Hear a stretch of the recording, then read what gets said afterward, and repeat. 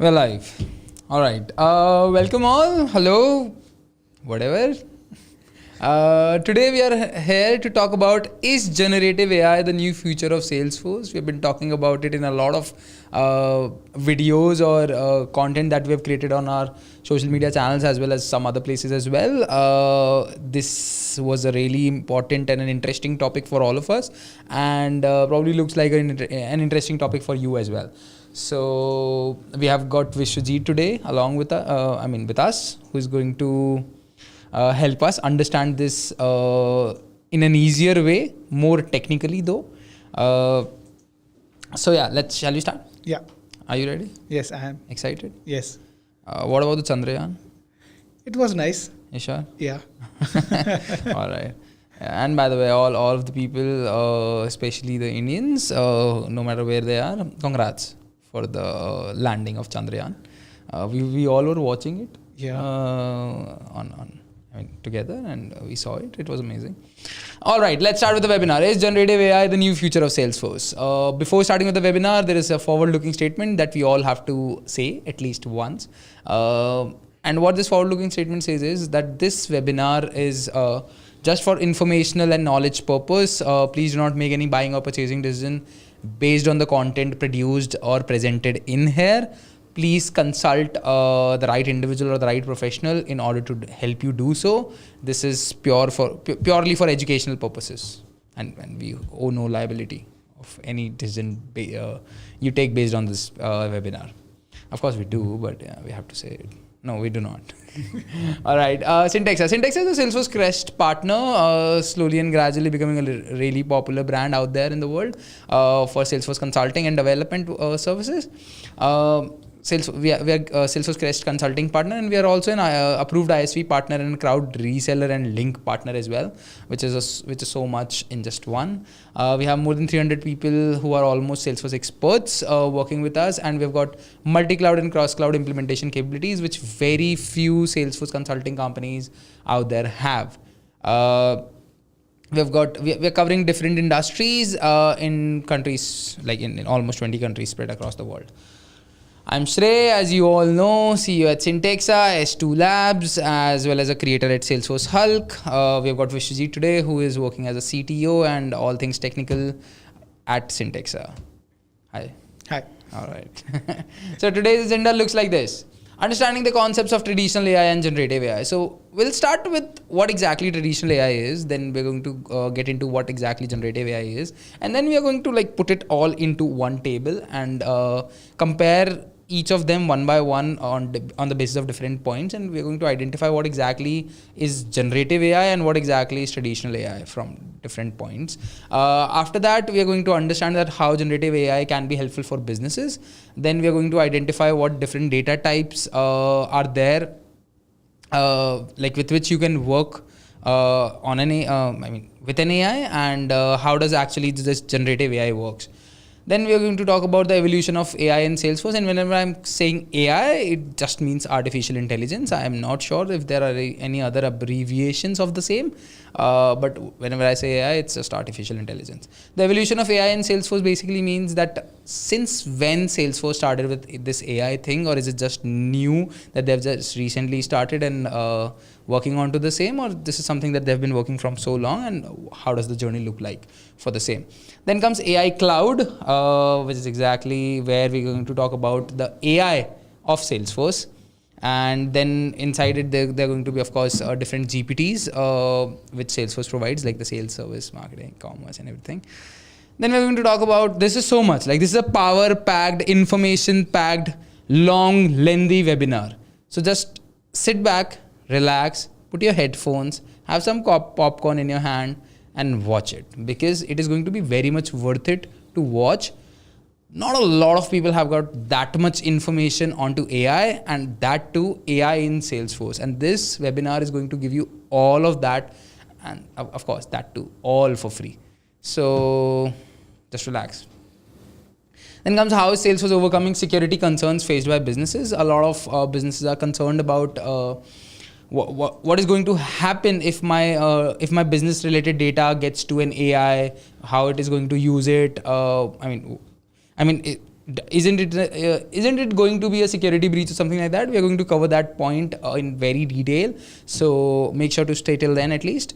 And after that, we are going to talk about, what generative AI looks like for the CRM, and then additional AIs other than the Einstein GPT or the sales service commerce marketing GPT and other Salesforce GPTs that we have in the market that can also benefit the businesses. Then we're going to give you a demo of generative AI. I think the demo is going to be a little bit up. Earlier we were planning to give it a little later, but I think it is better to show something really early and then explain that rather than just talk and let you sleep till the time of the show business comes into the picture. Then is generative AI the right choice for your business? We're going to discuss that and how to choose the right implementation partner. Of course, we all know this is nothing but we pitching ourselves. So even if you don't want to wait till then, it's fine. But let's start with the webinar. All right. Understanding the concepts of traditional AI. What is traditional AI? In simple, like if you really want a simple definition of that, traditional AI or traditional artificial intelligence is a software, is a program, or is something which is trained to do a particular thing based on different inputs given to it, and all of these inputs are pre-programmed into it in order to just take the right decision at the right point of time. And it just works onto some principles or some rules or some logics which are predefined knowledge, which is a predefined knowledge given to that particular traditional AI, right? And it just uses that information in order to do the decision making. A normal software or a normal application and a traditional AI basically takes decision based on the patterns that you have given to it in order to make a decision at a particular situation, given the inputs and the situation and the scenario or whatever. So that's all what traditional AI is. And we're going to, of course, cover what generative AI is, but this is all what it is. It requires minimal training, not a large data set, nothing fancy. A normal AI is all what we call as a traditional AI. Now let's talk about what is generative AI. Generative AI refers to a subset of artificial intelligence that focuses on creating new data set or new content or information using algorithms or models. Let me explain you that. Let me explain you what that is.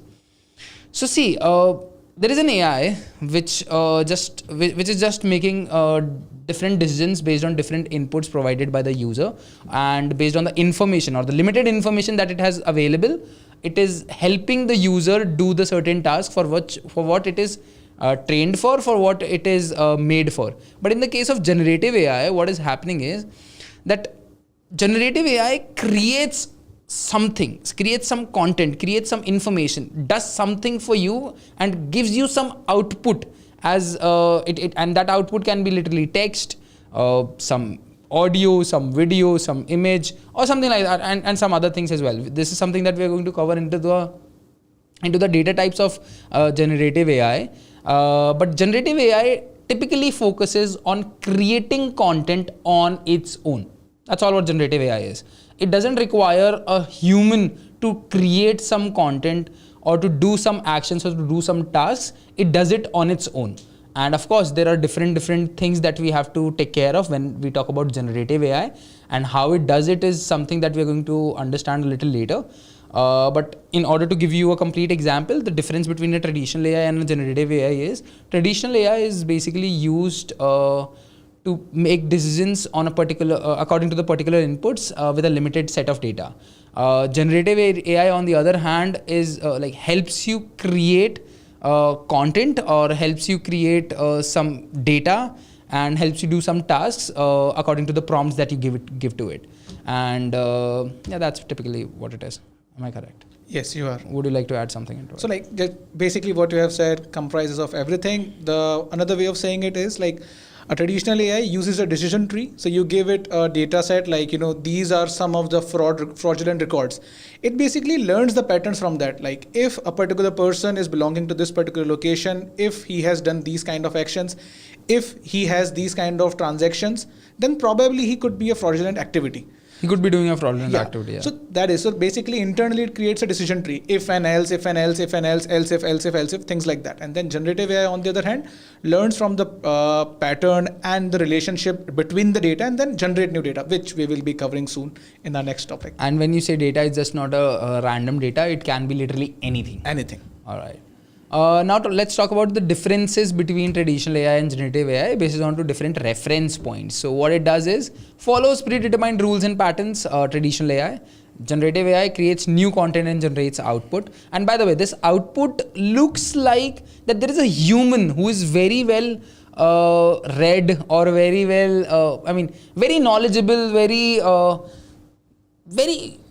intelligent, who is creating this output. So like, let's say if you ask a graphic designer to create a certain logo for your new business, right? And what happens is, so there is a graphic designer who you want to create a new logo for the new business that you're trying to create. An AI can do that, and the kind of AI that'll create that logo is going to be generative AI, right? Similarly, if you really want everything all right?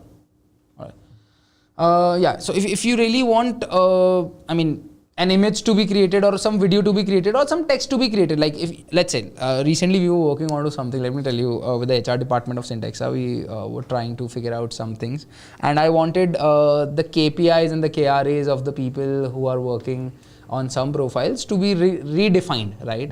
And we used ChatGPT to do that, and it did the job so well that even the HR manager or the people who have got really good experiences would have taken at least like 6 to 8 hours in order to define it into that way, and that brief, that precise, that accurate, or something like that. So that's all what a generative AI does, and this is exactly why there is a buzz around AI, and that's why we are covering this webinar. All right, let's talk about the operation that what traditional AI does. It just performs the tasks for which it is trained for on the predefined logic. Then comes generative AI. It just learns the patterns from in order to create new data. So what happens is traditional AI it's already trained. It does not improve on itself, right? Whereas generative AI improves on itself.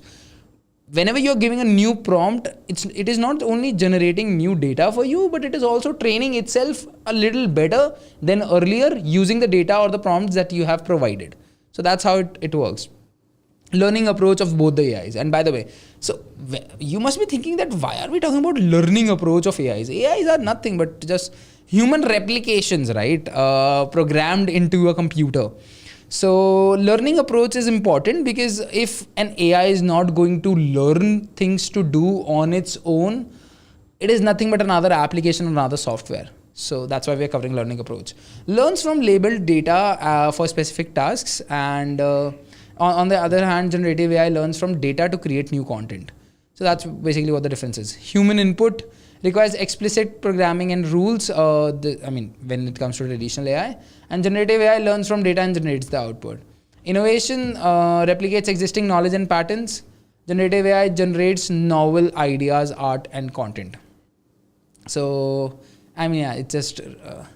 the outputs that generative AI can create are unpredictable, for sure. The outputs that traditional AI can create is absolutely predictable based on the prior knowledge only. So that's basically what I mean to say in here. Data dependency requires labeled data for supervised learning. Requires large and diverse data sets, exactly as I talked about earlier, that traditional AI would not require much of a data set in order to train its model, but generative AI really does, because you want it to create content on its own. So you have to train it really well, and in order to train any model really well, you have to provide a large data set in order to just do that. Personalization, limited personalization based on rules. Again, traditional AI, generative AI creates personalized content and experience. Every time, and sometimes it happens on generative AI as well, that there are two people who are giving the same input and they both are getting different outputs from the generative AI. So that's the beauty of generative AI. And that's the beauty of humans as well. That two people of same caliber, same skill set might not have the same output, right? Because we do not want the same vanilla things. And that's exactly what generative AI can help you do that. That's exactly where generative AI can help you. Real world examples. Expert systems and decision trees are of course traditional AIs. GANs, deep learning based image video generation AIs are, like in order to do all of these things, generative AI. Now let's talk about what does generative AI bring to the businesses. So it brings a lot of things, of course. Completely depends on the side of business that you want to cater along. That completely depends on the side of business that you want to cater with the help of generative AI, with the help of AI. So here are some things that we have mentioned for different departments of different which are similar in a lot of businesses where AI especially generative AI can be really helpful. Number one, personalized customer interactions. So if you really want to have good personalized customer interactions, you really want your people to write down the emails that it should look like that it is written by a human. It's not a typical script that is being followed. You can use generative AI because people, as we know, want personalized experiences, and the scripts that we use or the same content that we use for all of our emails and if it is not personalized, people are not interested into it. So in order to do that, you would need humans' time and effort in order to get it done, or you can use generative AI, which can really save you a lot of time and money, but still give you the same kind of experience, which is personalized for your customers. Then comes automated lead generation. It can help you do that as well. Risk assessment and management, enhanced customer support. It can save a lot of time of your support reps, which is exactly what we are going to show you in the demo. Something similar to that, not exactly. Then comes data and enhancement and augmentation, efficient resource allocation, content generation and marketing. This is a place where I guess every marketing department is getting revolutionized after the introduction of all of these AI tools. Let me tell you why. The way people used to get something done is getting really easy, right? And with easy, it's not like that. It is not producing the output of a certain quality. In fact, it is giving you more quality and more quality along with variety as well. So like the color combinations and everything. Let me tell you a story of our marketing department. Our marketing department has been very, very high onto all of these AI tools. We do not have those restrictions like the other companies, the old school other companies who would not want their content teams, the creative teams, designers, and everybody to use AI tools. We're so happy that they're using it and they're learning it before anybody else and leveraging it for the benefit of ours. They are creating amazing outputs. You just see the last video that we have created. A lot of things into that, including the cuts in between, were created with AI. So yeah, it is very helpful in that. Then comes predictive and market trend analytics. It can help you do all of that market trend. It can help you improve the analytics and also can give you the real insights from that analytics. I know you have got a CRM which provides you reports and dashboards, which you generally do not get the time to see. And even if you do, it requires a lot of effort in order to figure out that one thing which can actually help you transform your business completely. But of course, you do not have that much amount of time because you're a human and you've got 24 hours only. But let the AI do that job for you, and it will give you the insights onto your own business, figuring out all of those analytics. I hope that makes sense. Are we all good till now? All right. Yeah. Vishit. Do you have any question? No, I don't have any questions. You sure about it? Yes. All right. Let's go with how does generative AI work. So in this topic, we're going to discuss about the different models of generative AI and how they actually work. And this is something a little technical. So just hold your seats and listen to what Vishijit says very, very clearly. Very, very clearly. And I'm going to push him to use some examples in order to make you understand that. I know he does it after poking sometimes, after poking multiple times, but I have already asked him to do so in today's webinar. So just hold for that. So let's start with number one. So yeah, before we talk about how does generative AI work and the models of generative AI, I wanted to highlight that generative AI is not something which is just new. It has been there since 1960s. It is just the fact that it got a boom in 2014 with the introduction of GANs, Generative Adversarial Networks. So basically, that was the place where generative AI got boom, and it has been there since so long. So that was the one thing. And if I talk about, what generative AI is, so like I wanted to add on to what you have explained, like how does generative AI work? So let me give you a scenario, like how actually it works. So assume you have a person who haven't seen a cat ever before in life, and you want him to write, or you want him to create an image of a cat. So you will give him thousand and thousand images of a cat. He will simply see and understand, okay, a cat is a being like this. He has whiskers like these. He has a tail like this. He has ears like, yeah. Sorry? He and she. He and she. Oh, obviously. Sorry, my bad. He and she. So that particular person will, simply understand each and every aspect that is there for a cat. And then that particular person would be able to generate an image or generate I would say, picture of the cat. It might not be the same cat that he has seen from one of those images, but he has got an understanding of it. Like, okay, what does it look like? How does it look like? So it has captured the features of a cat. Features of it. So basically, generative AI learns from patterns and relationships between the data and then create new content for us. So that is what generative AI is. Now, in generative AI, there are different models which helps us create and generate different type of contents. So the first one being that we will be discussing is GANs, Generative Adversarial Networks. As I said, like it was the one model which kind of gave a boom to the generative AI back in 2014.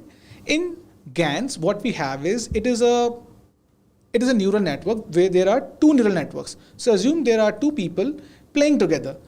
They both know how a cat looks. Now, one person is creating an image of a cat and the other person is saying it does not look real. So there is a generator and there is a discriminator. So discriminator will keep on rejecting the images until a satisfactory real image, which we can believe is real, is created. So that is GAN. There are two neural networks competing with each other and creating image. Once the discriminator says, yes, it looks real, it will produce that image. So that is GANs. And GAN is primarily used for image and video. Then we have transformer-based models. So I just wanted to understand one thing. What exactly is a neural network? Okay, so neural network is a network where we have neurons, where we have multiple neurons, and those neurons process the data and then produce an output. So now to understand this, let me give another example. Again, there are cats and dogs. I like dogs and I like cats as well. So cats and dogs. So over there, let's say we are given a task to a neural network to identify whether this particular image looks like a dog or a cat. So what it will do is, it will take the image, it will break into pixels, and it will then identify by a set of pixels, okay, this type of pixels of ear is of a cat. These type of pixels for a tail is for a dog. And it keeps on identifying that. And once you have provided an image, those neural networks, which has different set of pixels, identify and then comes to a conclusion. It looks like this is 75% dog and 30% cat. So once the percentage reaches to a certain threshold, it gives us an output. So that is a neural network in very general terms. So what is happening is that in a neural network there are different neurons. There are different neurons, and which are storing the information or the features of what a cat actually looks like. And then whenever a new data set comes into the play, and whenever the generator creates a new image of a cat or a dog, it just goes to each and every neuron of it and just like verifies whether it is right or not. And once the overall percentage of it is in success, it just provides you the output. Exactly. Right. So there are deep neural networks. So like it is a complete complex thing. So I do not want to make it. I just simplify it for the people who do not know what neural networks are. Okay. Then there are transformer-based models. So the transformer-based models are models in which basically the data is kind of generated by understanding it uses an attention mechanism. Basically what it does in that is, it takes a word and then checks what was before, like where it was used before, in which particular context, and in which particular context is being used after the text. Then it kind of tries to identify what does this mean. In general, in crux of this particular concept, this is how the transformer-based model works. They are primarily used for text-based generation, text-based completions. So they are primarily used for translations and text generations. Then we have diffusion models. So this is another type of a model in which a particular random image is taken, and then we keep on adding new kind of signals to it, new kind of pixels to it, and we add pixels until a realistic image has been created. Again, there is a complete neural network verifying whether that image is realistic or not. So that is a diffusion model, and diffusion model is primarily used for image generation and video image synthesis. Okay. Then we have variational autoencoders. So they are a little bit complex. So what they does is they basically takes an input, they identify the key representatives, key features, and then they encode that data. And then there is a decoder which simply tries to decode that data, and while doing so, it creates new content. Why?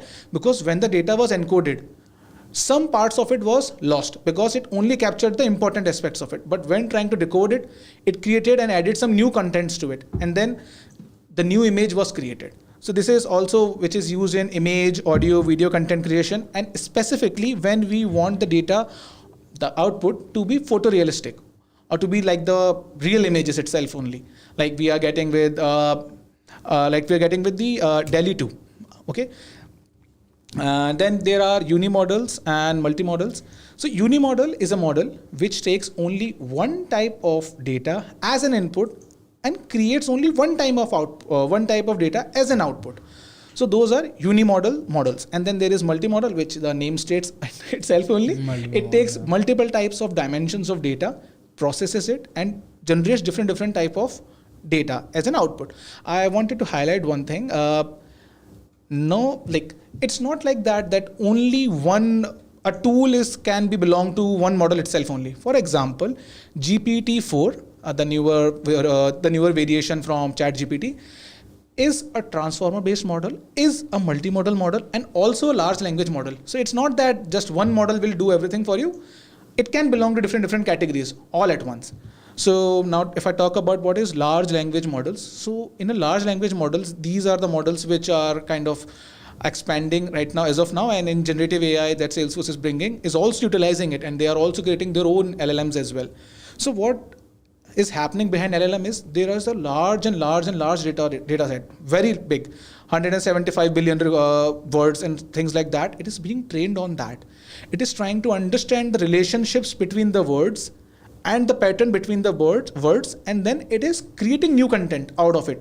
So this is the new kind of thing which is going on, and it is the one piece which is being used at all the GPTs which are kind of getting I would say traction as of now.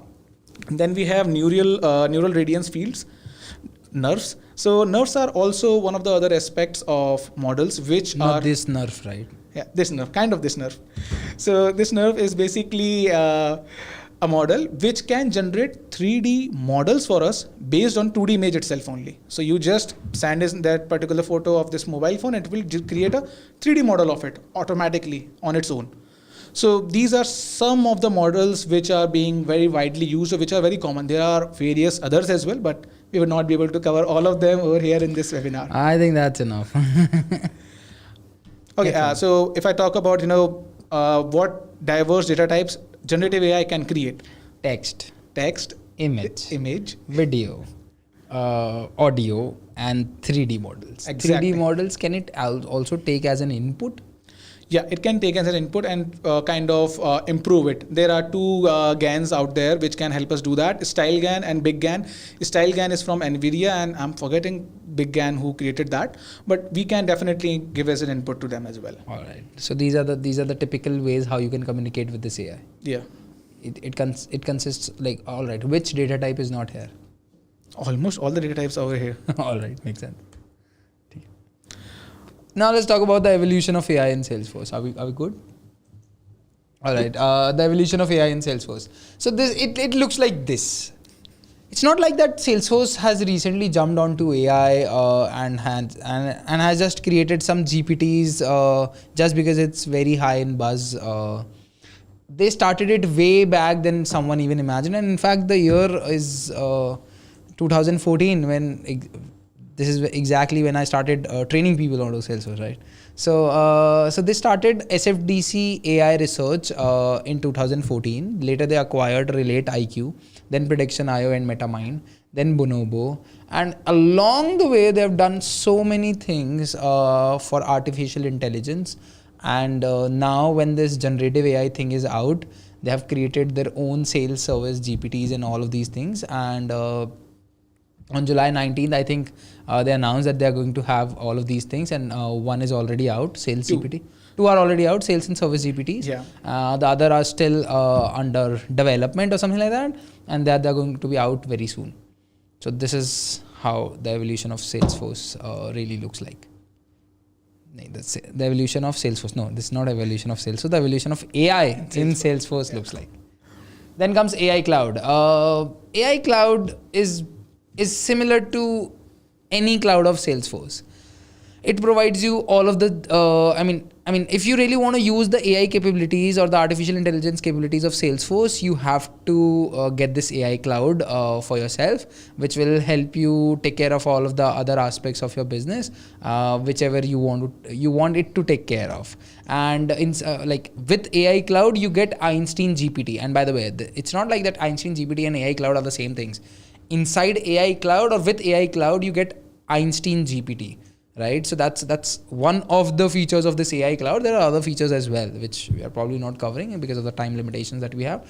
But Einstein GPT is the main core thing that you'll be getting along with it. And Einstein GPT is like just another GPT out there, but just for Salesforce. So and and again, it's further divided into Sales GPT, Service GPT, Commerce GPT, and Marketing GPT, Slack GPT, and then Tableau GPT as of now. Now let's talk about what exactly Sales GPT helps you do.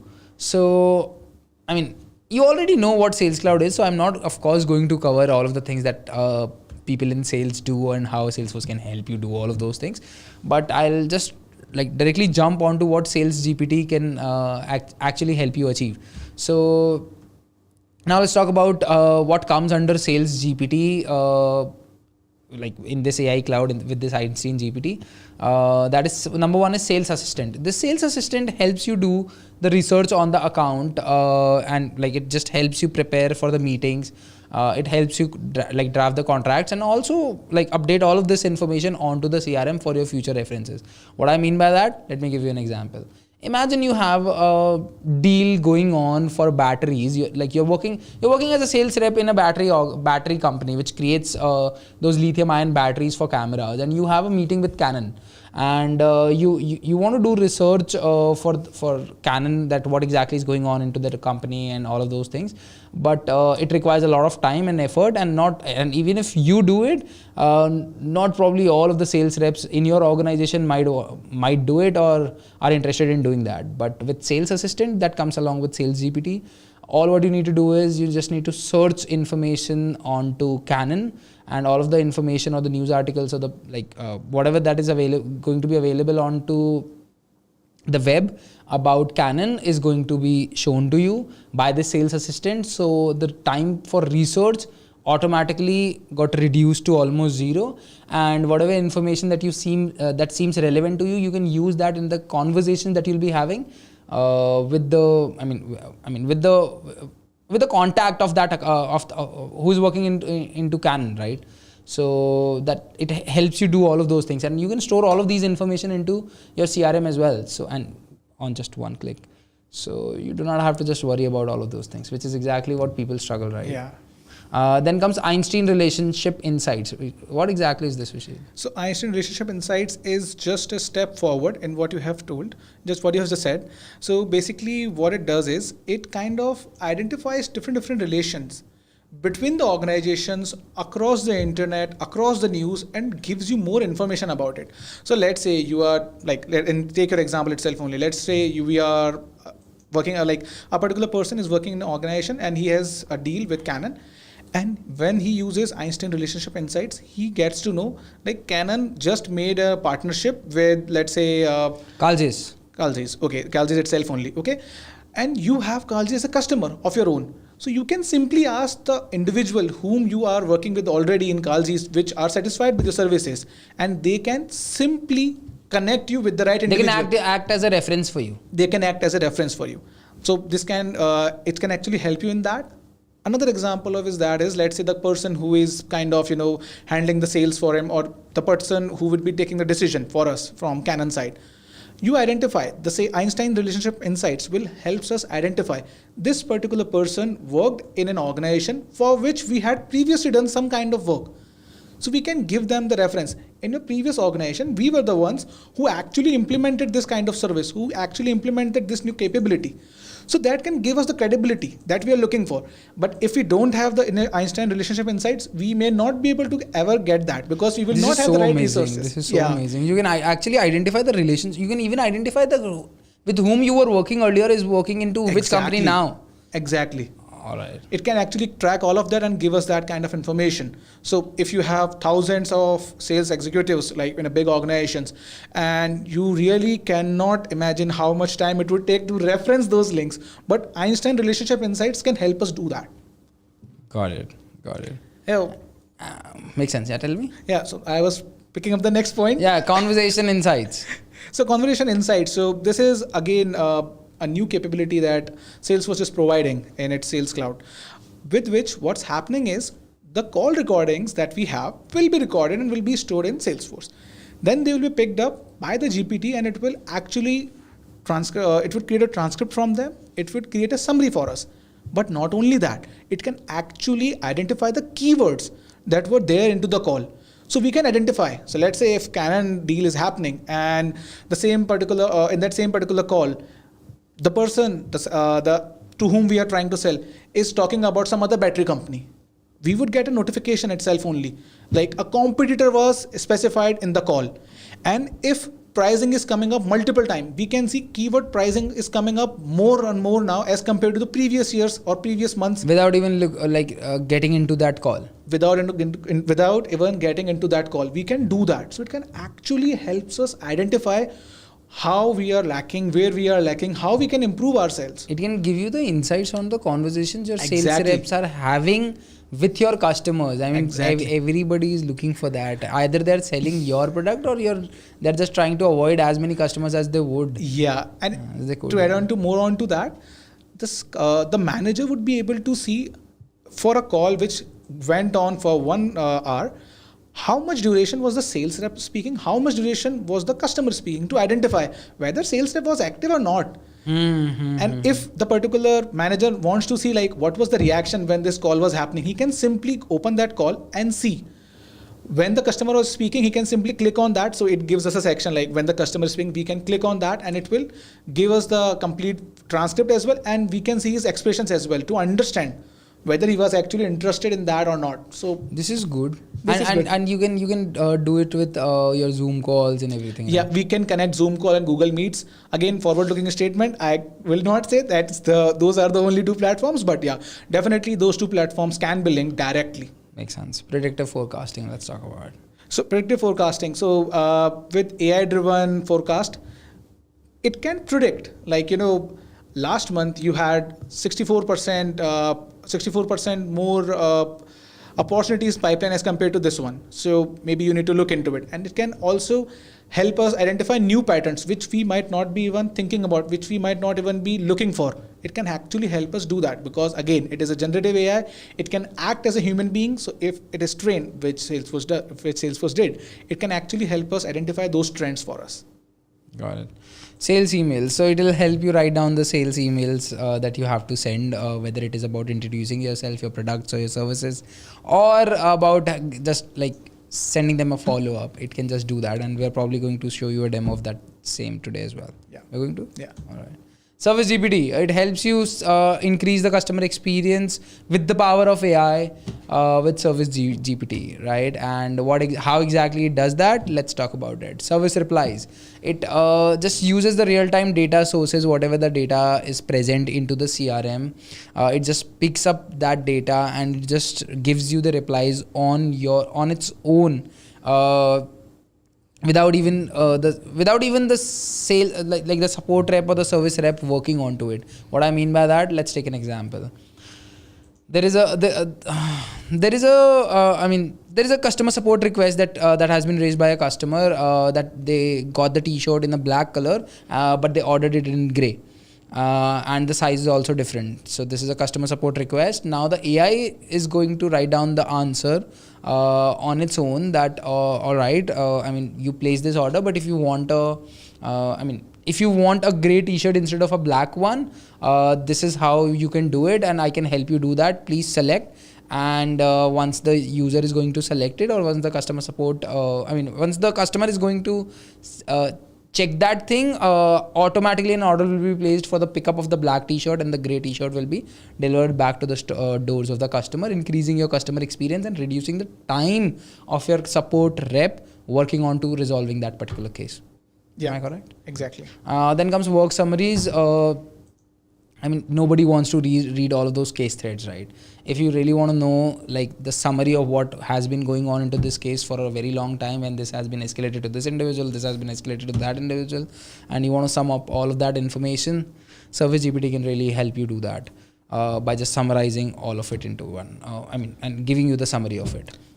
One point I would like to kind of add, which I believe in service replies, the content that the AI would be generating will not be sent automatically. Of course, I forgot that. So, it's not like that the AI is going to send it on its own, as I said earlier as well. It is going to just write it down for you, send it, throw it in front of your face, and your rep and your support rep just has to like say yes or no to it, and it'll get sent. In order for the toxic data, what we call it as toxicity to not be there in because of the AI. We do not want our customer to be sent some random messages, which it generally does not do. But all of these things needs to be taken care of by a human as well. If in case, then the customer support executive is just going to like either. You can see that in the image that we've created over here, right? There's a send button over there, yeah. So you can just either edit the response that the AI has written, or you can just simply send it. So that's how it works, right? Then comes knowledge articles. Very boring task, requires a lot of effort, a lot of energy, and you would not like to miss anything into knowledge articles while writing it down, because it is going to help you solve a lot of similar problems later in your life as well. For your business or for that particular product or service, right? So what happens is that once let's say there is a problem in in that t-shirt only, or not in the t-shirt only, but like let's say there's a new problem that has been registered into your CRM as a case, and the service rep has worked really hard in order to close it, and now you want this to be converted into a knowledge article. All what you need to do is just click on a button and it will get converted into a knowledge article, making sure that no information is lacking from it, right? And again, of course, you can edit it in order to just have a quality check onto it. But yeah, this is something that can be done, which can save you a lot of time. So that's what it can do for you. Then comes mobile work briefings for all of the field service agents that you send. When sending them the request to go to a particular location to solve a particular problem, at that same point of time, you can also send them a summarized information of the order that they have to take care of, in order for them to be prepared while going for it in order to solve it, right? So just take an example of an AC repair person. So if you want to send someone to someone's door in order to repair the AC, you can also send them the problem that they have submitted and the possible solutions that they need to be ready with, and the equipments and the extra supplies that they need to be ready with in order to serve that order in a faster, in a better manner, rather than just going there and then figuring it out that what do I need in order to solve it, and then going back again to get that thing from somewhere and then getting it installed, wasting a lot of time. So yeah, it can do that as well. Then comes case classification, similar to lead routing. In order to do case routing, you would want the best of the people who can solve a particular kind of problem to solve all of that kind of problems, right? Because they solve it the best way. So all of this thing can happen automatically. All of the case routing can be classified with the help of Service GPT, and it can automatically write it to the right team or the right individual in order for a particular type of case to be solved based on the earlier success ratios of that kind of problems that a particular team or that a particular individual solved. Then comes Commerce GPT. As the name suggests, this GPT helps the e-commerce brands or the e-commerce companies sell better and improve the loyalty of their brand. And how it helps you do that? Let's come to the first point. Commerce concierge. Concierge. So by the way, before this webinar, when we were having the dry run for it, we usually do. When I'm very low on energy. Today I'm very low on energy in the webinar as well. But yeah, at that time as I was very low on energy, and at that point of time, this word again came, and we were like, how to pronounce it? And then I was like, we call it concierge.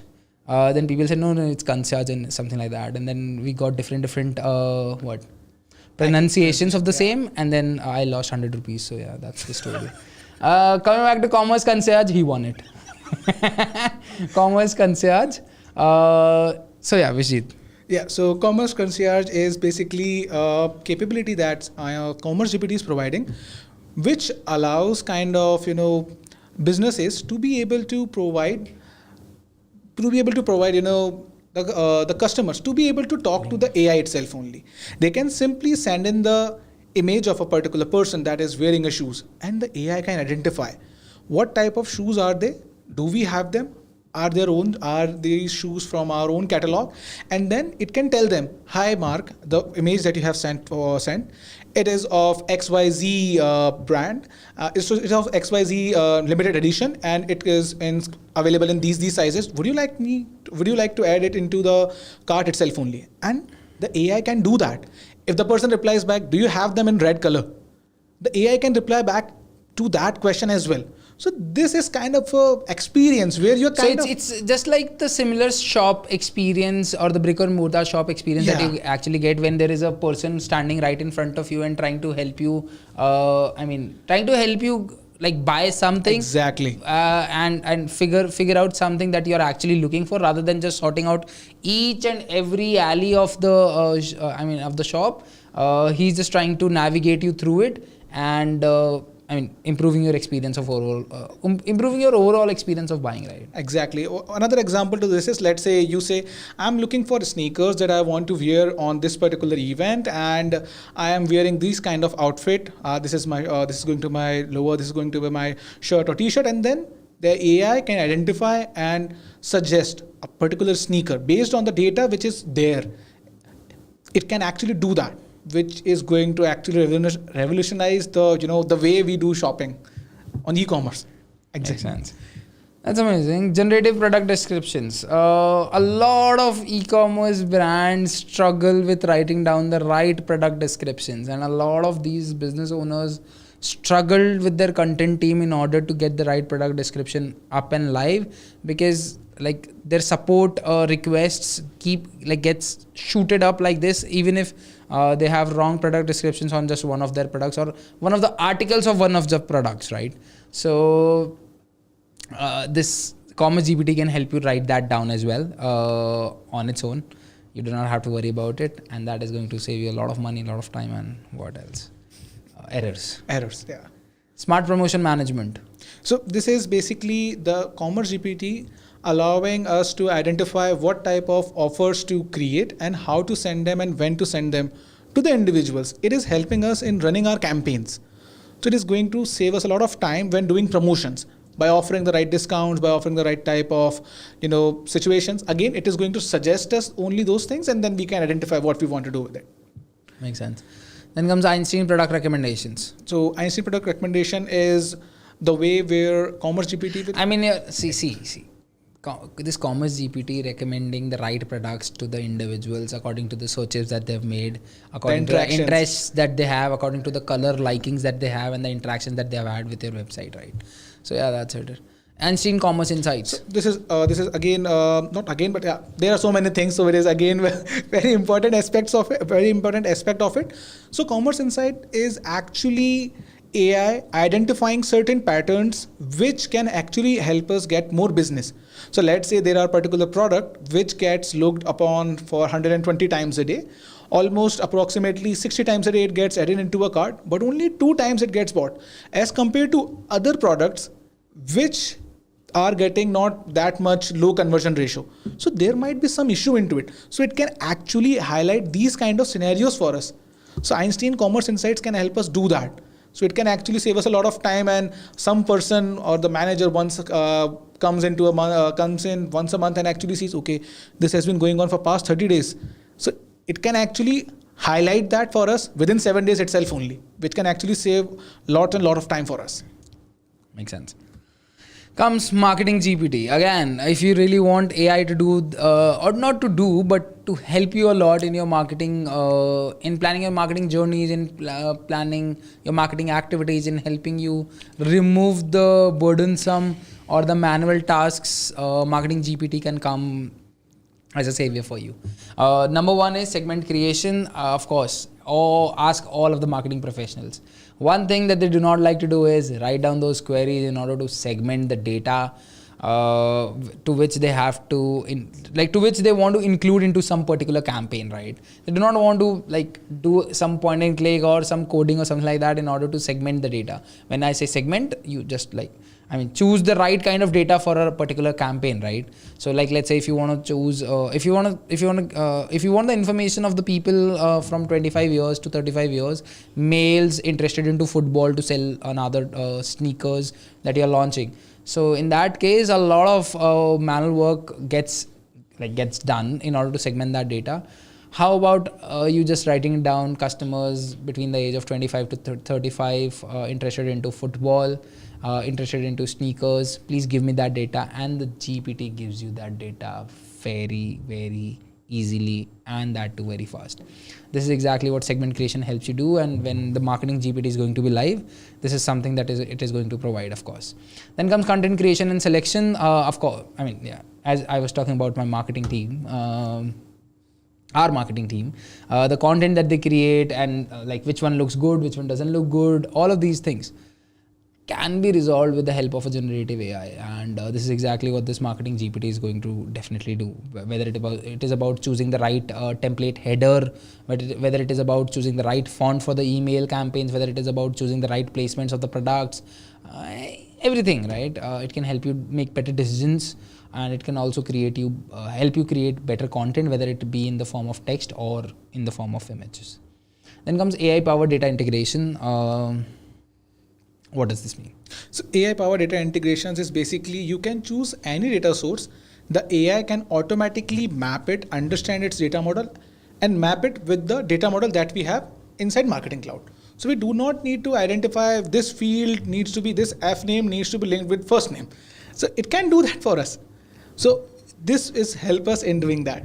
Got it. Automated planning and pacing. So in this particular scenario, what it will does is it will identify how we have been utilizing the media consumption, not the media consumption, by the media storage that we have and our spending, and then help us define which particular plan we should be opting for as per the data. So it can actually save money for us when choosing which media plan we want to use and we should be using, whether we should be using 10 gigabytes of a storage plan or we should be using 30 gigabytes storage of plan.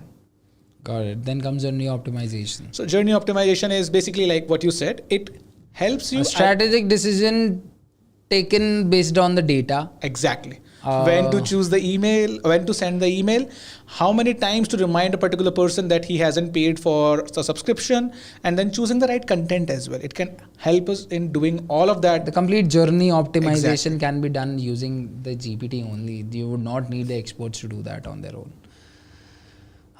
Slack GPT. Of course, what does Slack helps you do? Right, it helps you communicate better, and it has solved a lot. It has helped us so much, not just us, but everyone who is using it. Without it, it might feel like that you do not have water for the day, right? At your work, especially. And with Slack GPT, there are going to be some amazing things that you'll be able to do. Number one, and my most favorite, is summarize conversations and huddles. See, the thing is, I'm involved into but yes, at least bunch of, at least a dozen or so, a couple of dozen maybe, channels and onto Slack, and there has been so many messages that have been sent over it, and the messages keep on coming, and I just procrastinate onto reading it. Like I'll read it tomorrow, I'll read it next week, I'll read it on a weekend or something like that when I would want to resolve it. But that day never comes, and why am I procrastinating into it is because the message thread looks like 100 messages, 200 messages, 25 messages, something like that. I don't want to do it. I don't want to read them all and understand what exactly is going on in that channel. This feature is going to help me do that very, very easily. It will just summarize all of the conversation that has been happening onto that particular channel. And just give me the real insight of, okay, this person said this. Like, only the valuable information is going to be provided to me, not just the random rant that is being going on for not delivering the project or for the challenges that they're facing with the client.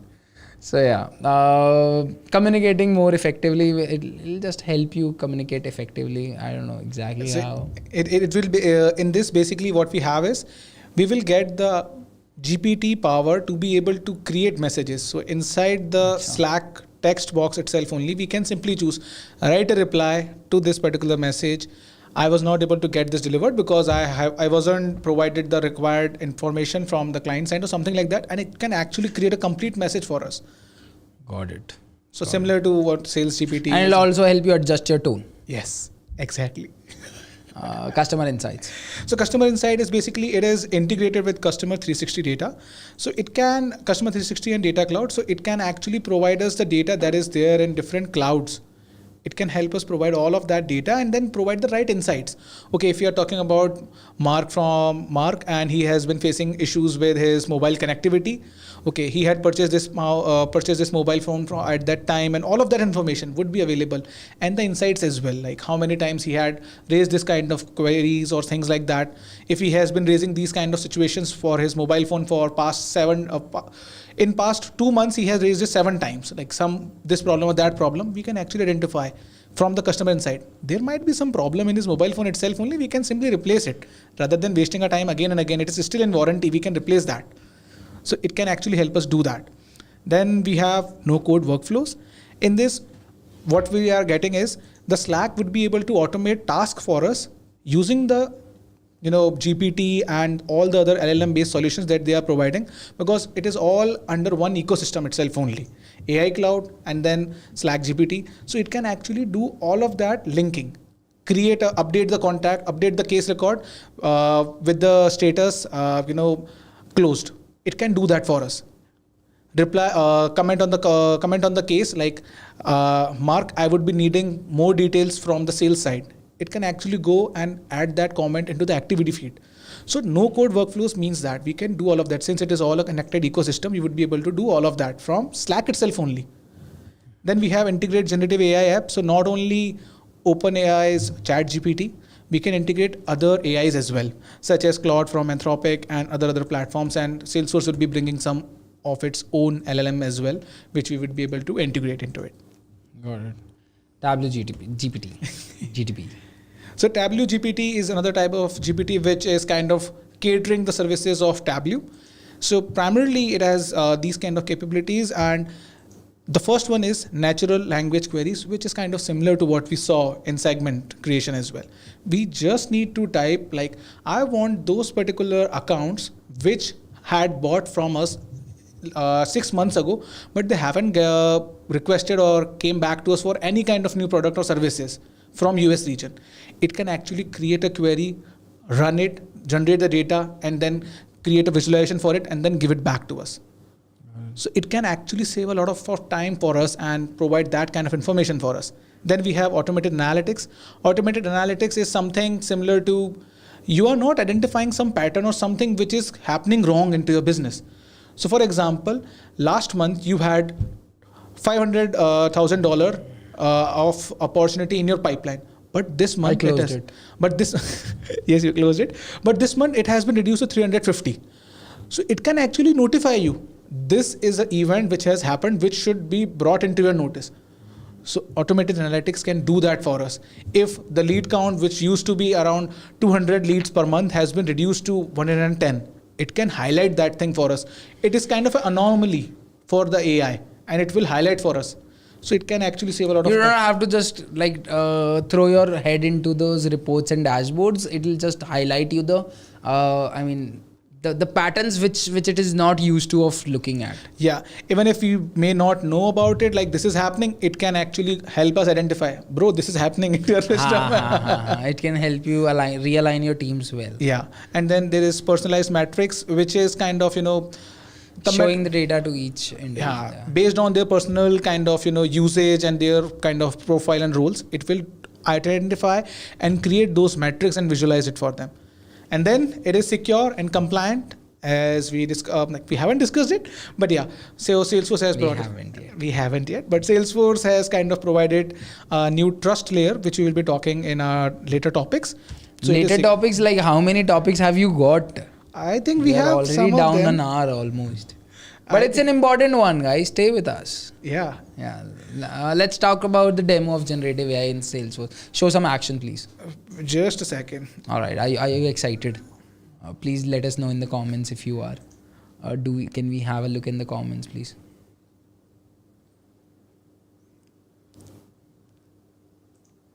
And by the way, all of the people who are writing the questions, comments using chat GPT or some GPTs or some AIs, please don't do it, right? I mean, we are already training you on to it. I mean, helping you understand it. Don't show us the demo of it, no? Can we have it on the board? I mean, can you show some?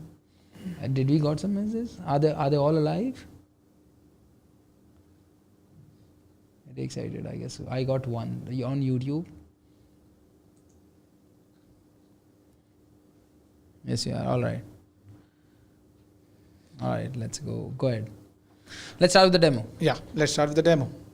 So I have created 4 small demos for us. Since as compared to our last kind of webinars, I don't have a business which I can directly show, because generative AI is new and the things are being released. So the ones that we have. So the first one being Sales GPT. So we have a contact, and that contact is... This is absolutely Sales GPT. This is absolutely Sales GPT, nothing else in that. So we have Brad Owens, and we want to write a email for him. For him, yeah. So I just need to open this up. And then I can simply click on this button, Draft with Einstein GPT. And I have these many options. Introduce yourself, send a meeting request, nudge for follow-up, check-in, reconnect. And I just need to click onto it, and it will create a content based on the data that we have in contact, account, and the person that from whom. Hi Brad, I hope this email finds you well. As a regional sales manager in the financial services industry, I understand the challenges and the opportunities that come with the role. At Syntexa Labs, we specialize in helping companies like AIMS or Social Inc. achieve their goals through innovative technology solutions. All right, makes sense. So it can actually create these kind of content for us, and then we can automatically kind of add the content which is not missing. Showing customized for you. So we can add our customizations over here, and then we can simply send it.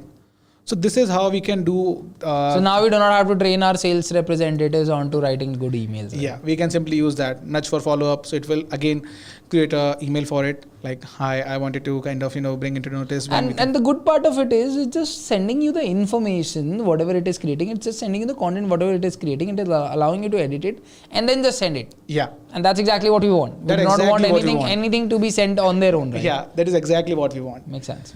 Okay, so now I will move on to our next demo. So this particular demo is for one of our customer with whom we have been working for June 2022. Right. Long before ChatGPT was a thing, we kind of pitched to them like, we can help you do better customer service executive work for... Is this the decor one? No, this is not the decor one. Right. This is for other ones, like I cannot take the name, all the things. So yeah. So we have been working for them, and we implemented a generative AI based solution way back in August 2022, before the ChatGPT. Now they have came back to us, and they want a new kind of capability for their agents. They want their agents not to invest their time in identifying if a person comes in and asks, what are the charges which can be exposed on the credit card? What are the documents needed for opening a credit card? Will I get a magnetic strip in my credit card? These kind of questions, the sales rep might not be knowing about it. The AI has been trained and has the knowledge of all the FAQs, all the, I would say, knowledge articles, and it is utilizing that to create responses for us. And that too, we do not need to write the complete, well-framed message. Like, it's generative AI. So for example, like I will simply ask. So instead of searching the knowledge articles and figuring it out on your own, this AI can help them do it very easily. Yeah. And of course, it is going to use the knowledge articles, but. Okay, let's see. It can simply get us those kind of response for us, and it will also give us the links to the knowledge articles and through which it has sourced all of this information. Yeah, so just to make sure, like, we are not giving you some random data. If the sales rep feels, the service rep feels like the data that you have provided, I am not trusting that. It does not look real to me. So it can actually help us doing that. So it has given us the response, like, when making a purchase, present a credit card, and then this is referring to a question 144. So if I talk about, do credit card get, we can simply do all of that and it will give us response for those. And if we have some random questions, it will simply say, I do not have the right data to give us a response back. For example, who will win? Between Elon and Mark. And it will simply say, I do not have the data for it, so I cannot tell you that. See, therefore I cannot answer you that. So we have trained this AI for them, and it is kind of helping us do all of this thing effectively and saving the time. Got it. Now, yeah. Just to make a point to all of the people currently watching and later going to watch. See, this is not Service GPT. Yeah. If you think this is Service GPT and we are showing you the demo of Service GPT, no, it is not right now available. It's just in a beta version of it. Beta, right? Yeah, it is GA, it is just rolled out for some customers, some of the customers who were in the pilot. Who are in the pilot of it, right? So it's not Service GPT, but way before Service GPT, this was some custom functionality that we developed for one of our clients using the capabilities of OpenAI only. Yeah, OpenAI only. That's what it is. The other two are also kind of derived from that itself only. Okay, should we go back? Oh yeah, yeah. So this one is for another scenario. This we implemented for one of our business. Our business? Not one of our, but one of the customers that came to us. Like, it feels like it's our business. Yeah. That's why. You're such a good salesperson. No? Yeah, I am. So they came back to us and they said, like, what happens is our sales life cycle is very, very long. Like, it's sometimes goes up to 9 months, 10 months. And sometimes we get a call from that particular individual and we want quick summary of what we had discussed during this 10-month duration. What were the points that he liked? What were the points he didn't like? So we want a quick summary of that. And they are not able to do that. But with this, we are doing this. We are actually we have asked them to capture the meeting notes, add them to the lead record or the opportunity, which is kind of required and which they should be doing, and they are doing that. And now we are utilizing that to create a discussion pointer list for them, and also providing them what were the kind of topics or what were kind of those, small talk discussion points that we had discussed, which they can use. Like, if somebody was a fan of New York Jets, we can simply utilize that. Once we, like, hey, did you watch New York Jets game last night? So that can actually help that maintain connection. And how did you do that? Again, we utilized kind of ChatGPT itself only. We are kind of summarizing. So like Joseph Vijay is a project manager. We are getting complete information, like 8 pointers itself only, which he can simply quickly go through.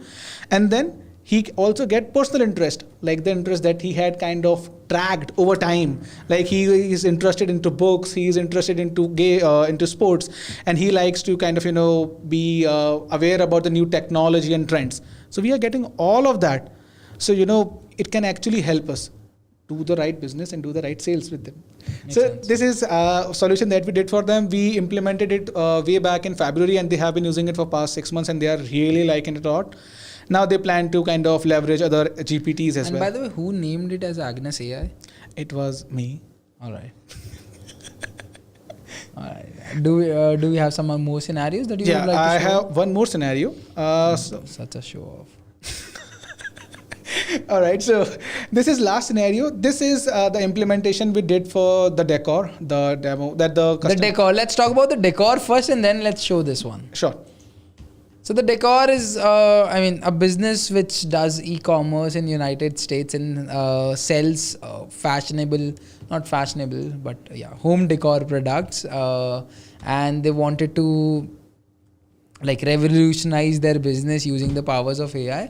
And the challenges that they were facing was customer response inefficiency, communication which was very very much overloaded, lack of product recommendations hindering growth, and sales cycle bottleneck.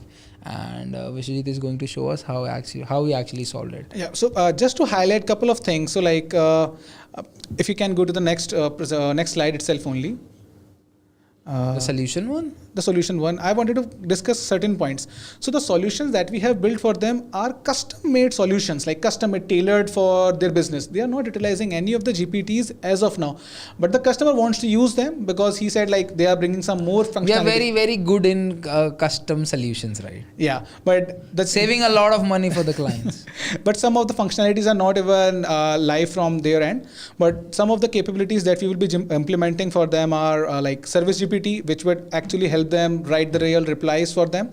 Then we would be doing Slack GPT as well. They have whenever a kind of secured or whenever a customer concern is raised or whenever a person is facing some kind of issues, they create a thread, and in that they create a channel. In that channel, they kind of discuss everything and each thing, and there are lots and lots of messages. So we are implementing Huddle summaries and Slack summaries for them, so that their managers can come in and see what has been going on into the Slack channel itself only. So they are utilizing Slack swarming.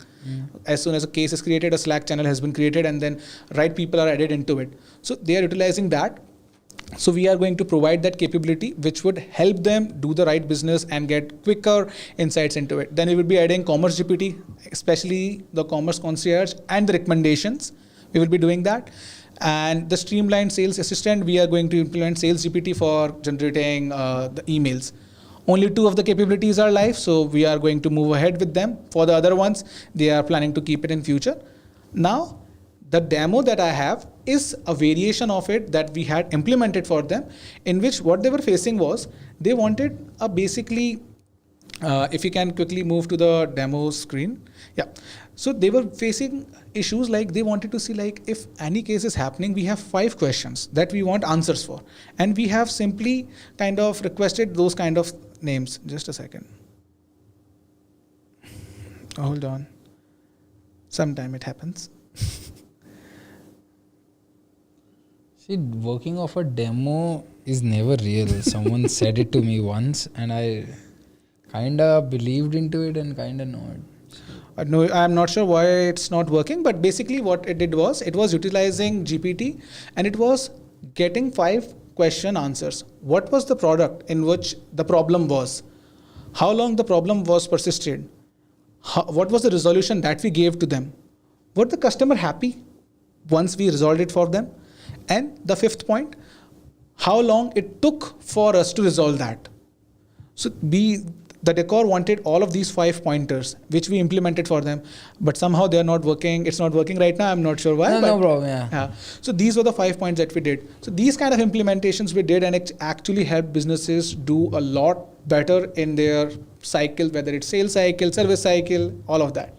All right, let's move on because we have already taken a lot of time. How is Salesforce overcoming security concerns faced by businesses? So yeah, this is exactly what I created a video on in order to, in order to focus, the main point that we wanted to focus other than all of the educational things onto AI was, a lot of business people out there have this thing in their mind that they think AI is going to be a security threat to them, because if they are going to fed it, if they are going to fed it some data, it is going to save that data, whether it is a customer related data, some info product related data, any kind of data, whether it is going to be fed into the AI, it is going to be stored into the AI, and it can be used against them as well.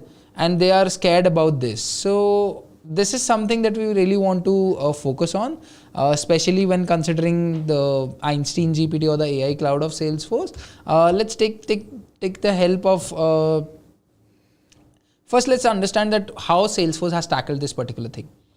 with Salesforce, of course, Salesforce is using OpenAI's capabilities only, right? It has got its own things, a lot of things as well, but it's still using OpenAI's capabilities. As of now, in future they plan to expand it to different LLMs, Google and AWS as well. As of now, they're using OpenAI. They are using OpenAI, and how they are planning to tackle this security concern amongst their customers is with the help of a GPT trust layer that they have created on their own, which is going to help the customers secure their data. And how it is going to do that, let's have a look at this particular diagram and let me explain it to you. So see, from the CRM application that you're going to use, the prompt is going to come, and like the secure data retrieval is going to happen from the data cloud, where the information related to your organization and related to your org is saved. After that, the dynamic grounding is going to happen, in which all of the information which is non-relevant is going to be like shed off, and the key information required to get something done from the AI or the generative AI is going to be saved, and rest all of it is going to be shed, and then the masking is going to happen. So what that means is, like, let's say you've fed you have sent some lead data into it, then in that lead data, whatever information is important in order to write down the email is only going to be the data that will be sent to the AI rather than all of the lead data, and that too is going to get changed in the data masking layer, right? Where if the name of the lead is John, then it will be converted into David, and then it will be sent to the AI to generate some content around it for the email, and through a secure gateway, of course. And they have this with the OpenAI as well, that no data will be saved with OpenAI. So that means they have the zero retention policy with all of these AI tools in order to protect their own data and their customers' data, which is saved onto their cloud. So without it, this was not possible, and hence you can be rest assured that your data is not getting shared with external applications or exposed with different AIs. And then after this, after the AI gives you the output, the generation of the of the content happens in the trust layer itself. Of course, it has been generated by the generative AI, but a little bit brushing, polishing and everything. Then comes toxicity detection, which basically identifies that whether it has generated data which is non-toxic or toxic. When we say toxic, it's just that it's not an absurd or a weird data that it has generated or a weird content that it has generated. That's all what gets taken care of in this part. And then comes the audit trail. Each log gets maintained for all of the AI transactions that you are happening, that you're doing. So in order to backtrack it, you can just go and look into all of those audit trails and just identify which data got generated using an AI and which data got generated with an individual only. So this is exactly how Salesforce is taking care of the trust, which is a very, very important value for them. This is exactly how Salesforce is taking care of trust, which is a very, very important value for them when it comes to AI. Hope that makes sense to you. Yeah. It does? It did. All right. So just to I'm add, really good. Yeah, you are actually. No doubt in that. So if I talk about the zero retention policy, so like by default, OpenAI keeps the data that has been sent to them and the response that has been generated by it for their own purposes to train itself again. So as we discussed, like AI keeps on training itself, keeps on improving itself. So in this scenario, it does not happen. And Salesforce and OpenAI has kind of contracted a deal where they would not be doing that. So this is the important aspect. If we talk about doing any kind of implementation, like we can directly integrate it ourselves, we can ask them, but whether they will entertain it or they will not entertain it, that we want our data not to be stored at their end. It's up to their end, or it's up to them, like whether they will allow us to do that or not. But with the trust layer, Salesforce has kind of partnered that deal and kind of all of the custom implementations that you do, this is not probably going to be the case. Yeah, but not probably. Of course, that's why you are not. That's why you're paying Salesforce, right? Yeah. To get the same thing done. Yeah. What does generative AI mean for Salesforce CRM? So it means this when it comes to stats. 86% of IT leaders need it, like literally need it. 71% of marketers, use it or says that it allows them to focus more onto the strategic work rather than just like doing the normal or small data creation, content creation, simple content creation, simple data creation or some things like that. It just, helps them to do that as well. We good? Yeah, 68% of representatives, this is sales reps, not representatives. I asked Khushali to do it, but somehow she forgot about it, but no problem, Khushali. Believe that generative AI will help them better serve their customers. 82% of business leaders says generative AI will lower overall business costs. This is exactly what they all care about. And now Khushali is going to say, no, you said it, but later you said that let's not do it. I recall that now. Thanks. Additional AIs that can benefit businesses. Other than all of these Einstein GPTs provided by Salesforce, there are other AIs which can be really, really beneficial for all of these businesses, and probably all of them or some of them at least provide APIs that can also be integrated with Salesforce. Of course, there are going to be some concerns related to that we'll have to still take care of. But let's talk about all of them, which one they are. Number one is ChatGPT. We all know about it. We have heard so much about it, and we've seen a lot about it. And I'm pretty sure that you have an account on it. So I don't have to tell you much. Bard. So Bard is Google's ChatGPT. Google's ChatGPT. The only difference, the only pro of having or using Bard is it has access to the data, to its own data set, which is the largest data set one can ever have Google or search. One could ever imagine. Google search, right. And it can actually do a lot of things for us. It can actually give us references and everything. Then we have Auto GPT. So Auto GPT is type of an tool which has been created around GPT itself only, to which we can simply give a task and it will keep on doing it by dividing it into subtask, then subtask, then subtask, and then simply generate the result for us. For example, we can simply ask Auto GPT to write blogs for all the GPTs that Salesforce is providing. Now, what will Auto GPT do is it will simply see Salesforce GPT. It will get 6 names. Then Service GPT. What is Service GPT? What is Sales GPT? What is Commerce GPT? What are the advantages of it? It will get all the data out of it. Then it will send it back to ChatGPT, which will kind of summarize it, frame it in a nice way, and then it will create 6 PDFs or text files for us, which we can then use to write blogs for it directly. Another example of it, we can... Do you recommend writing blogs using these GPTs? I would not recommend, but you should definitely get the content out of it and then reframe it, But yeah, so it just sorts out your research part of things. Yeah, exactly. It can do that. If you want to kind of, write some kind of code for playing chess game, it can do that for us as well. Like, some kind of developers, if they want to do certain tasks which they do not know about. If they want to get some code written on its own. Exactly. Then use it. Okay. Runway.ml. So Runway.ml is another kind of AI which is available, to which we can simply give a text prompt.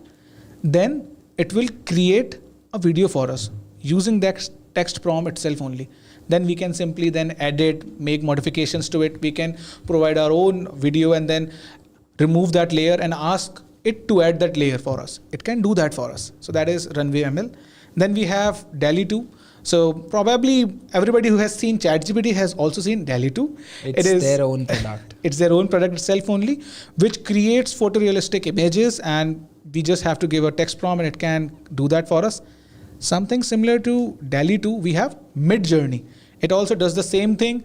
It has all its pros and cons. Like, it kind of creates more artistic images, much better as compared to DALL-E 2.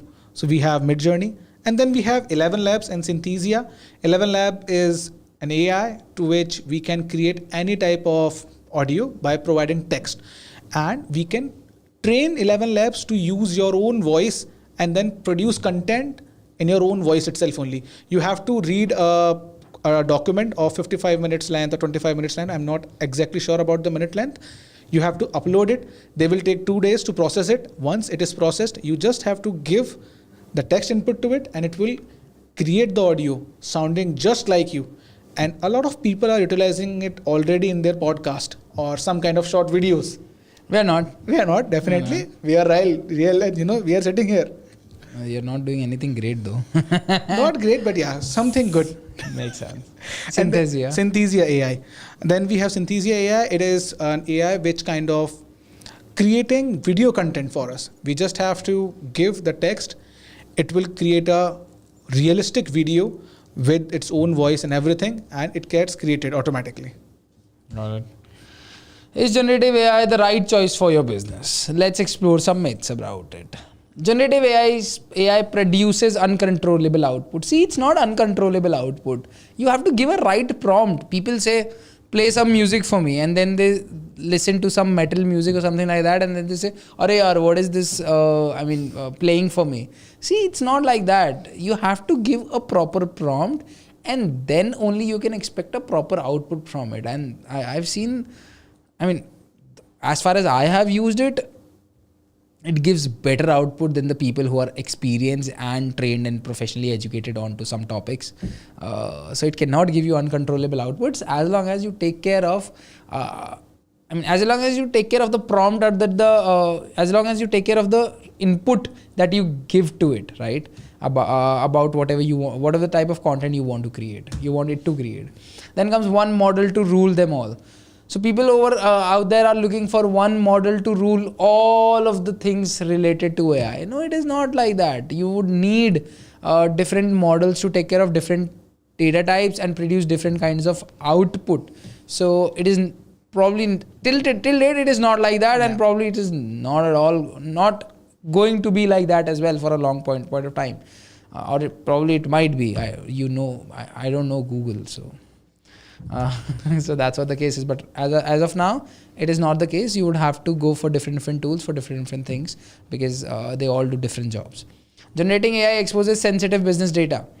See, we have already talked about trust layer. So when you have something like that in place, your business related data is absolutely secure. Then comes how to choose the right implementation partners. It's very simple. It's syntax. Why do we have to even go through the points about it? We've already done some custom solutions and custom integrations, or custom work to provide some AI capabilities to a normal CRM, like not a normal, but an amazing CRM like Salesforce. And in order to implement all of these sales GPTs, service GPTs, and all the other commerce marketing GPTs that are going to roll out, if you're looking for someone to get it implemented for you, you know who's the best one. So just don't think much. Question and answer time. Really interested, really excited for this one, because we initially, when we were going through that dry run, we were thinking about the questions and the variety and the places that it can go through, and it turned out really different for us. So let's see what we have got for ourselves into the plate.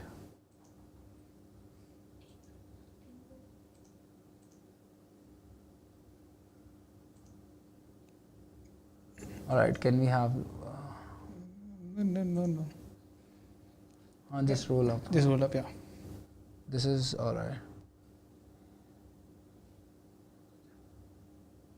Can I get a Salesforce job as BSc Chemistry? Yes, you can. Out of context, I use omnichannel to monitor agents' live status. Can you help me with what kind of integration does it use, please? EJ. I'm not getting the Omnichannel to monitor. Can you help me with what type of integration does it use, please? So what type of platform you are kind of integrating it with? Like omnichannel, are you maintaining the users from Facebook or some other kind of platform? Like I need more information for that. Akshay, hi, good evening. Hi, Akshay. How can you prevent the misuse of generative AI to create fake and misleading content? We cannot. Can we really? We cannot. Even the tools that are being created for identifying places are failing. The creators of it are not able to figure it out yet, so I think we have got no answer for it.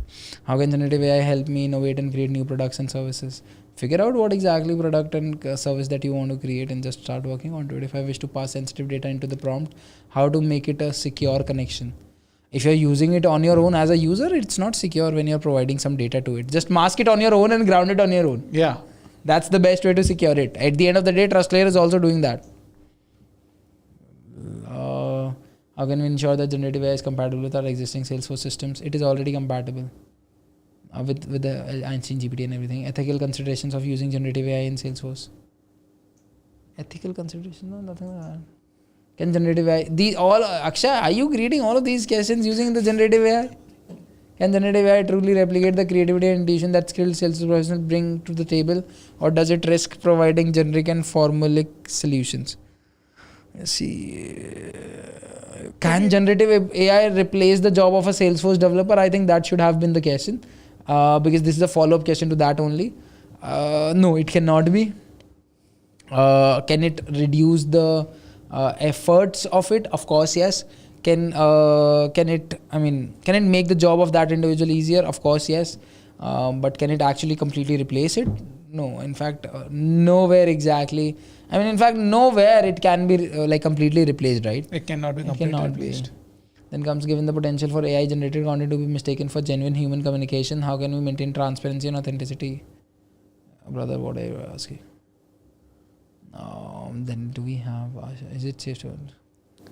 It is... why to give sensitive information to it? You just get the work done without giving the sensitive information. Yes, like Health Cloud or healthcare professionals are very, very far away from generative AI. Even if they use it, they mask it. They remove almost every type of these kind of data from it. It will be helpful if you conduct the webinar on existing and relevant topics which help us in learning Salesforce. We have already created so many playlists to help you learn Salesforce. If that is not sufficient for you, I don't know what we should do. Ashish, bro, you have already provided all of your sensitive information to many organizations. Shambhavi is kind of right about it. I am sure I have, but I am not sure the client would be comfortable in doing the same. Android and its apps are continuously using your camera. Shambhavi is trying to babysit Ashish over here. Einstein GPT and Salesforce. GPT seems secure with GPT trust layer, yes. But if you try to integrate OpenAI directly to the Salesforce like you demoed, how did you make the safe? So as I said, you can mask it and then utilize it. I prefer to promote AI up until it is developed as an internal product of a company. I also acknowledge that not everyone can train their own model, but I generally believe that using external tools puts your data at risk. You have got no choice other than putting your data at risk, right? Even the government has got all of your data. So, do you think it is safe? I noticed you mentioned training. Can you shed more light on it? You can use fine-tuning model. You can fine-tune the model. It will require lots and lots of data and lots of efforts. That is the case. Is it possible in the future to just write the prompt somewhere in Salesforce and it can directly generate flows and reports? Possible. Highly possible. Highly possible. When will AI generally be available for all of us to try? It is available. Use ChatGPT and Bard. But if you are looking for that particular Sales GPT and Service GPT, it will take time. Some releases at least. Do we use REST API 90% time and rarely use SOAP? Where exactly we can use SOAP? I think we should answer the AI related question because we have already taken an hour or so into this webinar. So let's skip this one.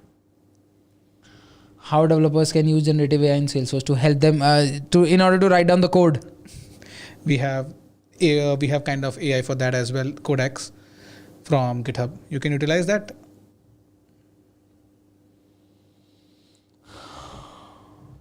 Did you know? Hello everyone. Hello everyone. Hello. Shay is the best. I always learn something from him. Thank you for finding. Vishjit is also very nice. Thank you, by the way. Welcome, sir. Thank you. I was saying thank you to Dodi. Can you please go? Do we really have to? Yeah.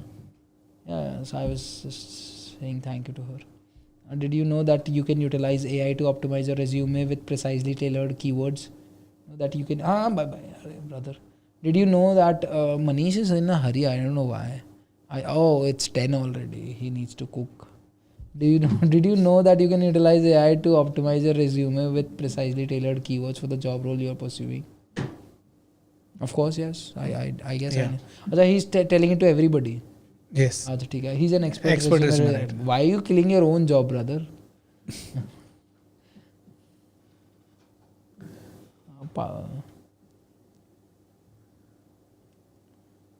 Can we please go a little down? Great to see. Will this presentation be available later? Yes, it'll be. This is a really great presentation. Thanks. How you're using AI in your business today? You can download. Yeah, please go. What can be the best use case of generative AI insurance and how it can be beneficial than what we already have as non-generative AI? If you can provide some sort of comparison, that would be helpful. In insurance industry, it can help you figure out whether the case would. The case is fraudulent or it is a genuine case. This is where exactly a generative AI can help. I think a traditional AI can help you do that. But generative AI can help you even do that in a much more efficient way. And it can learn from more data that is regularly being thrown onto it. Yeah, and that is there in your org. Like traditional AI, you need to retrain it after some time. And another example, where insurance industry can benefit from it. Insurance industry has got a lot of use cases. Definitely. Course, yeah. And then the business use case, like the bank use case that I was talking about, insurance industry can also realize that there are lots and lots of knowledge articles and FAQs that goes into there. Like if a person met an accident and he was doing this, is he eligible for the claim? The generative AI can help us do that and then also give us the reference links to validate that. So it can actually save time for that particular person to go and read all of those things again and again himself. Exactly. So, it's what is the job of an insurance agent? To either get new people to get more insurance or to basically settle down the settlement, like to get the settlements done for the of the insurance that they have purchased if anything happens. And in both of these things, generative AI can be very, very helpful. Can you elucidate how Salesforce AI-driven solutions adapt to rapidly evolving customer behaviors? Data loaded into the system. Can you elucidate how Salesforce AI-driven solutions adapt to rapidly evolving customer behaviors, especially when there's a significant chunk of data loaded into the system? How much time is typically required for this data to be processed and utilized for understanding market dynamics? Furthermore, how do these AI solutions foster innovation within organizations while simultaneously maintaining robust security measures considering the current era of escalating cyber threats? See, when it comes to security, we have already considered this trust layer part, which I think was not introduced up until when we received this comment. So that is taken care of. How much time is typically required for this data to be processed and utilized for understanding market dynamics? Not much. And just to clarify over here, if we are using Salesforce products, Salesforce will take care of it automatically and we cannot say how much time they will take to process it. And if you talk about your own logic that you have implemented, so you can simply create a job for it to kind of send the data accordingly. If he's just talking about Salesforce AI-driven solutions, right? Okay. Salesforce itself handles it. Salesforce handles it, and there's no information about it. I think it gets managed as they get the data, and I think that's also with the OpenAI. No, it's also with them as well. It's a mutual thing for both of them. Do you use AI for lead gen and social listening to increase sales and brand reputation? Not very prominently as of now, because not very prominently, but we are actually trying to figure out how we can help, how we can get better under it. Why you're lower energy or not? Does anyone use AI to fight a competitor reputation, bad reviews or comments? People do. I would think imagine a chatbot when you got into insurance company portal. It's all predefined answers earlier without Gen AI. But consider now with Gen AI, it tries fetch from data within your org, which is quick. Just an example I could think of. This is just a very simple way of using generative AI. It can do a lot more things than just that. Not sure, but seems a good use for marketing. Can we go a little down? If anyone would like to know more about how Salesforce data cleansing, duplicate check for duplicate records in Salesforce using AI. A lot of ways. Can we go a little down? Even more. New comments. Salesforce data. Do you or your employees use AI at Syntexa? Oh yeah, we do. That's something like. Of course. Why wouldn't we be using it if we are actually promoting it? How generative AI can be helpful for the SEP developer? I mean, it can be very helpful. It can help you write down the code, Faiza. And do research as well if you have certain issues. Research is the most important part of a developer's job, and it can help you do that very easily. Use Bard, just my suggestion. I mean, he just uses it all the time. So, yeah. I think we're done with all the comments. We're done with this webinar. Thank you so much, Vishwajit, for being on board. It was very nice having a conversation with you. We are not sure what the next topic is going to look like, but just before that, we would like to show you some references that we have used over here and give some credits. And after that, thank you for being here and listening to us very patiently. I hope we were able to provide you the right information and the right knowledge. That's it. See you in the next one. Till then. Bye bye, guys. Bye-bye.